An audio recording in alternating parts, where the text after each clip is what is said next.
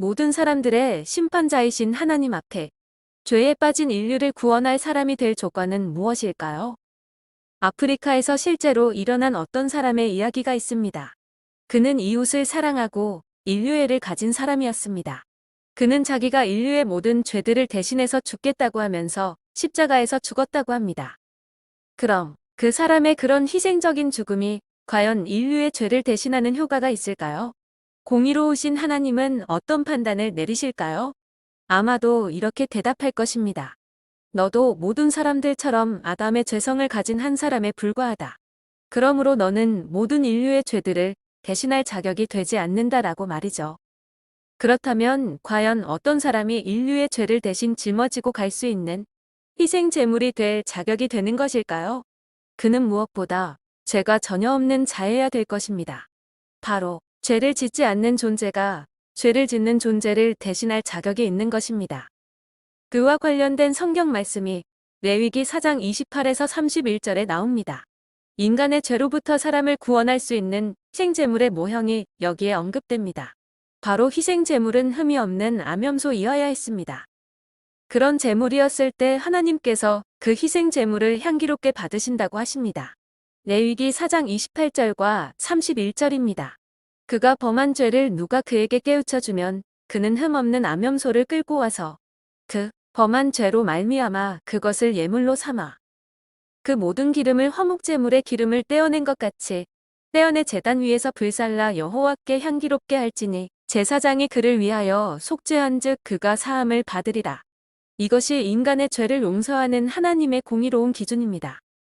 과연 그런 죄 없는 사람이 이 지구상에 있을까요? 아무리 착한 사람이라도 남을 미워하는 마음을 한 번도 안 가졌던 사람이 있을까요? 아무리 칭찬을 받는 사람이라도 거짓말을 일평생 한 번도 하지 않는 자가 있을까요? 아무리 효자라도 한 번이라도 부모님 말을 거역한 적이 없는 사람이 있을까요? 어린 시절에 부모님에게 한 번이라도 고집을 부린 적이 없는 사람이 있을까요? 살면서 한 번도 욕심을 낸 적이 없는 자가 있을까요? 이런 것들은 모두 거룩하신 하나님 앞에 죄에 해당하는 내용들입니다. 이러한 죄에서 자유로운 사람은 아무도 없었고 앞으로도 없을 것입니다. 그래서 성경은 로마서 3장 23절에서 모든 사람이 죄를 범하였음에 하나님의 영광에 이르지 못하더니 라고 선언하고 있습니다. 그럼 그런 사람이 지구가 아닌 다른 어딘가로부터 와야 할 것입니다. 바로 성경은 그런 사람이 이 지구가 아닌 하늘나라로부터 온 사람이 있다고 말합니다. 이미 그 하늘나라에서 하나님이 죄 없는 사람을 이미 보냈다고 합니다. 바로 죄로 물든 아담의 후손의 씨가 아닌 하나님의 영인 성령으로 오신 죄 없으신 예수님이 바로 그 사람이라고 말하고 있습니다. 예수님은 요셉의 씨에 의해서 온 사람이 아닙니다.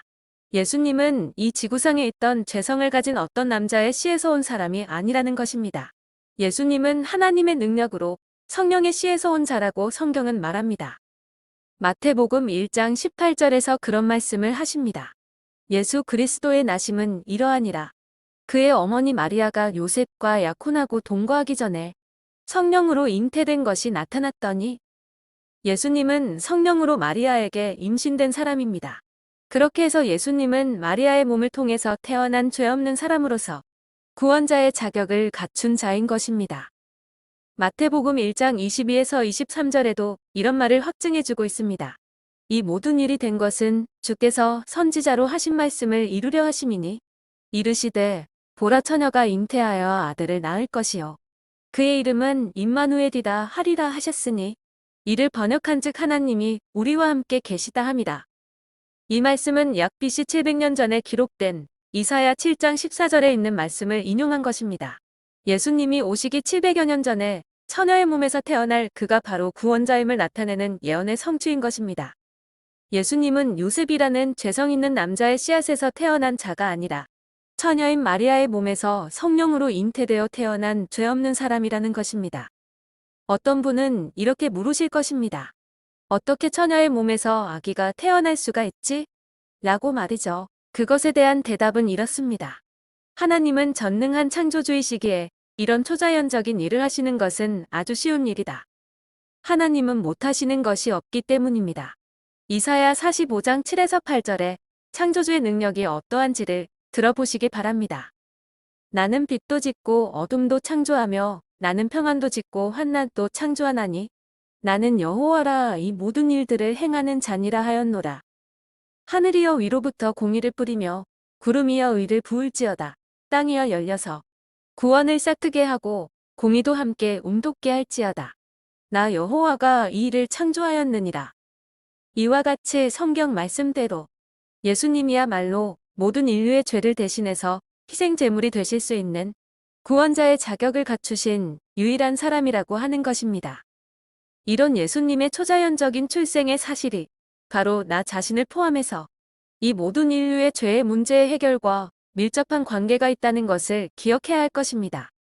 거룩하신 하나님은 각자 개인의 죄에 대해서 그냥 넘어가지 않으십니다.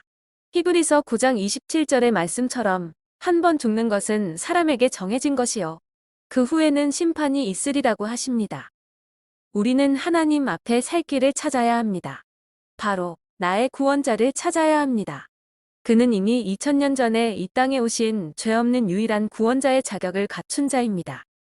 지금도 하나님은 그 구원자를 통해 우리가 구원받기를 원하십니다. 요한 1서 4장 9절입니다. 하나님의 사랑이 우리에게 이렇게 나타난 바 되었으니 하나님이 자기의 독생자를 세상에 보내심은 그로 말미암아 우리를 살리려 하심이다.